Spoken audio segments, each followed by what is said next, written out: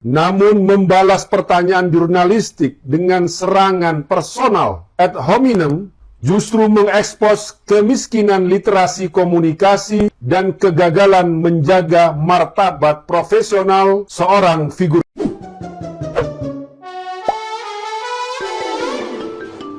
Pernyataan kontroversial pengacara kondang Hotman Paris saat menggelar konferensi pers kini berbuntut panjang hingga ke ranah hukum.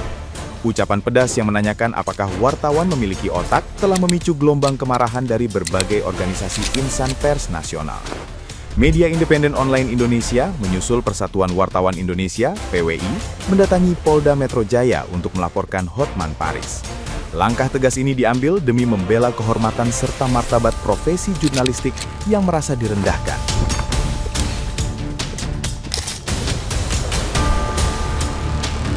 Insiden tersebut bermula saat wartawan mempertanyakan dugaan kriminalisasi terhadap kliennya, namun justru dibalas dengan makian kasar.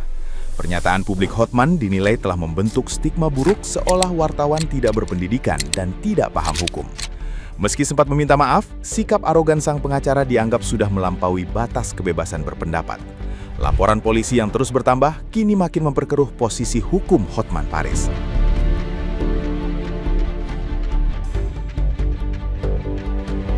Nah, gimana nih menurut netizen yang terhormat? Silahkan berkomentar ya.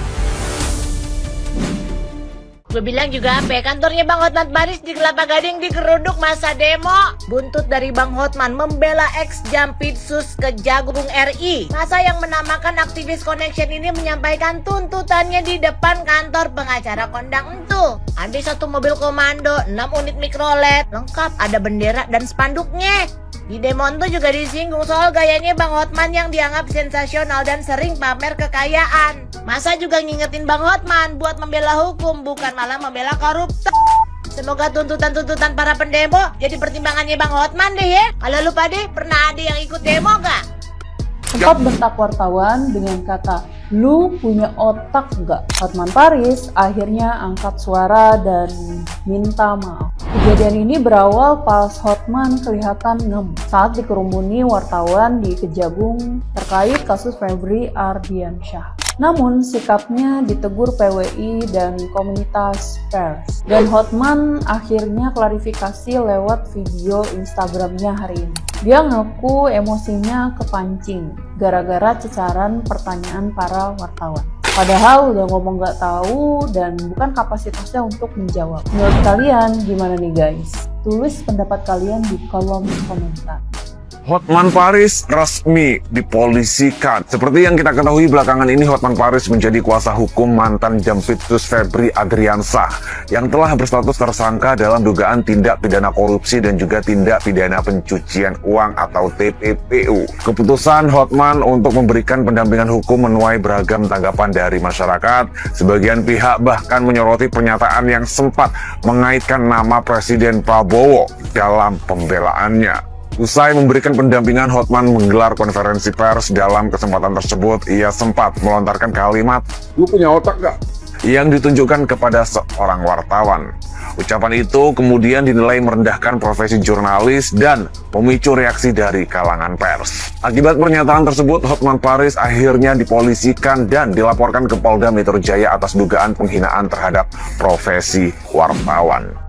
Proses etik harus tetap berjalan untuk Hotman Paris. Dia ditanya oleh wartawan saja emosi, jawabannya juga menjengkelkan, sepertinya membenarkan yang salah. Jampitsus Febri Ardiansyah bajingan.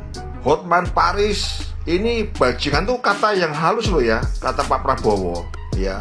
Febri Ardiansyah bajingan. Nah, itu dibela mati-matian oleh Hotman Paris sampai akhirnya dia emosi ditanya oleh wartawan, padahal pertanyaan itu wajar untuk berita yang berimbang, tapi dia malah kasar menjawabnya. Lalu setelah sadar atas kesalahannya si Hotman Paris, dia membuat video lagi untuk meminta maaf. Tidak dimaafkan karena kamu sombong, sok paling benar sebagai pengacara. kamu harus tetap diproses dalam hukum etik. Lanjutkan terus proses etiknya ini. Hotman Paris tidak bisa dimaafkan. Itu kenapa Bang Hotman sampai warawiri sana sini minta maaf ke sana ke sini? Kenapa Bang Hotman? Ya Allah. Lagian si Abang ngambil kasus begituan. Ribet jadinya, ya kan?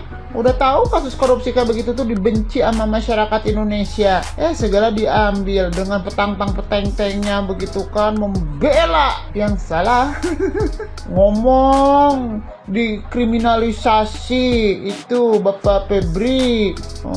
Mana ada kriminalisasi? Kalau dikriminalisasi mana kayak Nikita Mirjani ya, yang belum terbukti TPPU, tahu-tahu langsung ditersangkakan, langsung dipakein rompi, ya kan? Sampai dipaksa-paksain pasal-pasal yang masuk juga.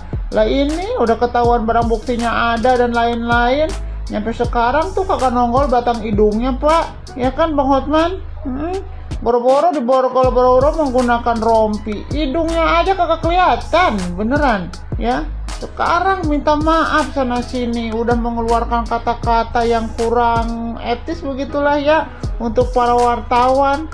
Udah gitu minta maaf juga sama Pak Presiden Prabowo dengan ucapan-ucapan.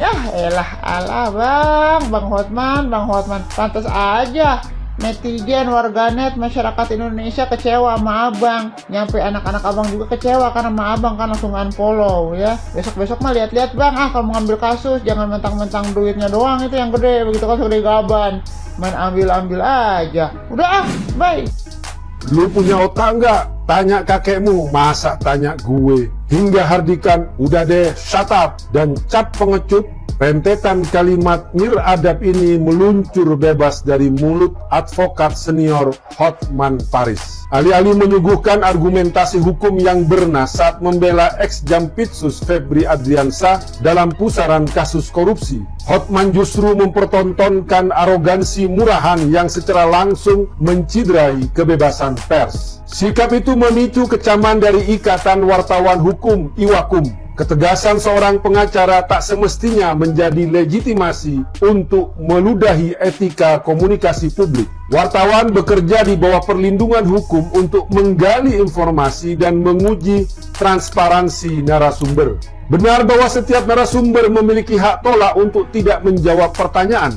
Namun membalas pertanyaan jurnalistik dengan serangan personal ad hominem justru mengekspos kemiskinan literasi komunikasi dan kegagalan menjaga martabat profesional seorang figur publik. Ironi kian menebal saat kesombongan verbal itu dibalut dengan klaim kedekatan dengan Presiden Prabowo. Akses pada lingkaran kekuasaan seharusnya melahirkan kebijaksanaan, bukan malah memicu keangkuhan yang merendahkan rakyat dan profesi yang lain. Menganggap hardikan Hotman sebagai bentuk keberhasilan menyekat mat wartawan adalah sesat pikir yang sangat berbahaya. Hal itu sama saja menormalisasi bullying alias perundungan terhadap jurnalis yang sedang berupaya menegakkan pilar demokrasi. Sangat wajar apabila IWAKUM menuntut permintaan maaf secara terbuka sekaligus mendesak organisasi advokat untuk memeriksa rekam jejak etika sang pengacara. Sebagai officium nobile, profesi yang terhormat, kata-kata yang keluar